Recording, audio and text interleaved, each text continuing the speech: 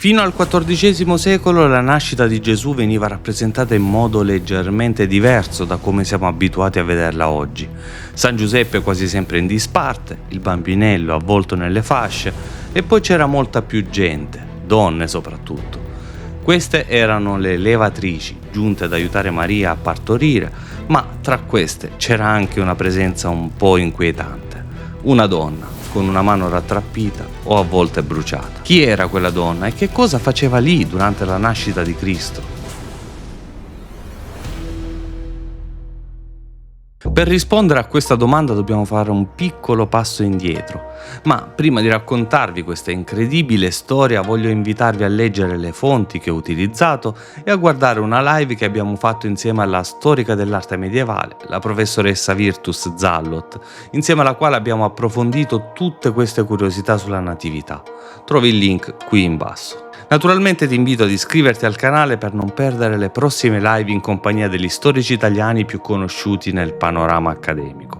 Ma ora però torniamo alla nostra natività. I Vangeli ufficiali ci dicono poco della nascita di Cristo. Matteo ci dice solo che avvenne a Betlemme e al tempo di Erode, mentre Luca ci dice che Maria diede alla luce il suo figlio primogenito, lo avvolse in fasce e lo depose in una mangiatoia perché non c'era posto per loro nell'albergo. Fine, stop. Non c'è menzione del bue e dell'asinello, non c'è menzione delle levatrici, né tantomeno di una donna con una mano rattrappita. Ma allora perché tutti questi personaggi vengono rappresentati? Il bue e l'asinello, tra l'altro, sono gli unici elementi che compaiono alle origini delle rappresentazioni della natività per non sparire più fino ai giorni nostri. Sul loro incredibile significato ti invito davvero a guardare la live insieme alla professoressa Zallot, dove ne abbiamo parlato ampiamente. Diversa fu però la sorte delle levatrici e della donna misteriosa che a partire dal XIV secolo gradualmente scompariranno dall'iconografia della natività. Di loro è vero, non ne parlano i Vangeli canonici, cioè quelli ufficiali,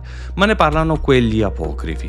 I Vangeli apocrifi sono quei testi che non sono stati riconosciuti dalla Chiesa, ma che raccontano vicende legate a Gesù e ai personaggi a lui collegati. Proprio i Vangeli apocrifi furono la fonte narrativa privilegiata dei racconti e delle raffigurazioni medievali e proprio loro riferiscono di Giuseppe che dopo aver trovato un riparo per Maria, ormai in procinto di partorire, esce a cercare le levatrici, le protagoniste di questa storia. Ecco dunque il perché queste ostetriche compaiono nel nostro racconto, ma soprattutto nell'arte medievale. E una di loro è proprio quella donna con una mano offesa. Ma prima di parlare di lei, torniamo da Giuseppe che aveva lasciato sola Maria ed era uscito in cerca di queste donne e di aiuto per il parto. Nel suo girovagare Giuseppe riesce a trovare un paio di ostetriche e cerca di portarle velocemente da Maria, ma il loro accorrere si rivelò inutile poiché quando giunsero trovarono il bambino già nato, miracolosamente ed entro una splendida luce. La prima levatrice a giungere, verificata la verginità di Maria che pure aveva già partorito,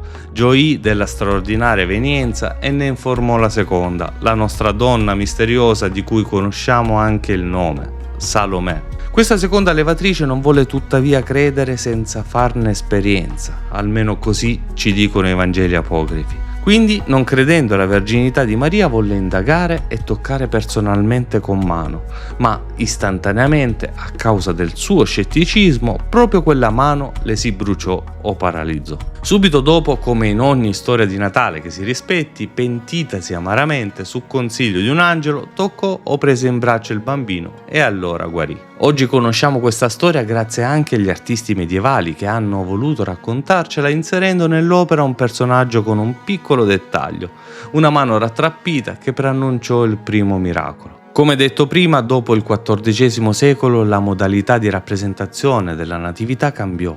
Si passò da una rappresentazione più umana, fatta di fasce, ostetriche e maschi esclusi da un contesto femminile, ad una rappresentazione più divina, fatta di adorazione, che poi è quella che siamo abituati a vedere noi oggi.